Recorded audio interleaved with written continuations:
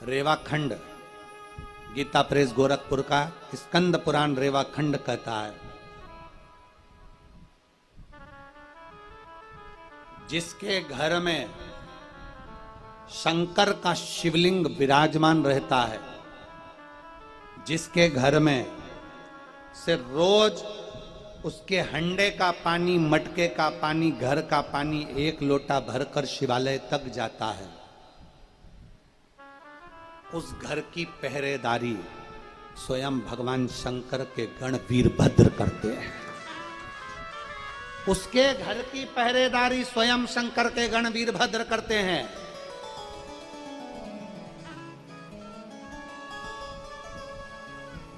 स्वयं वीरभद्र, शंकर की मूर्ति नहीं, शंकर का शिवलिंग प्रतिबिंब। स्कंद पुराण का रेवाखंड कहता है, जिसके घर में शिवलिंग है, जिसके बीच में एक समय आया था जब किसी ने कह दिया था कि घर में शिवलिंग नहीं रखना चाहिए, लोगों ने उठा उठाकर शंकर जी के शिवलिंग को विसर्जन कर दिया। बीच में आया था एक समय कि लोगों ने विसर्जन कर दिया था शिव जी का, पर नहीं।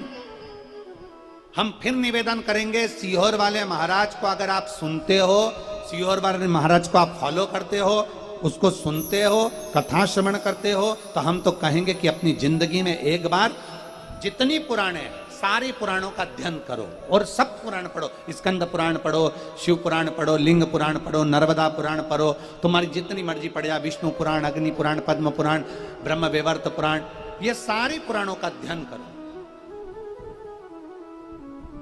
हमसे लोग कह देते हैं, क्यों महाराज जी आप इतनी सारी बातें बताते हो, शिव पुराण में तो हमें पढ़ने को मिलती ही नहीं है, तो तुम अकेली क्या शिव पुराण में से शिव पुराण बोली जाती है?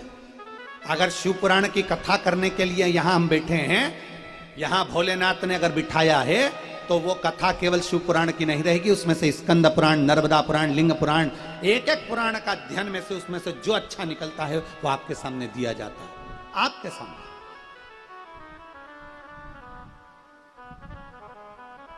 कुछ तो ग्रहण करो।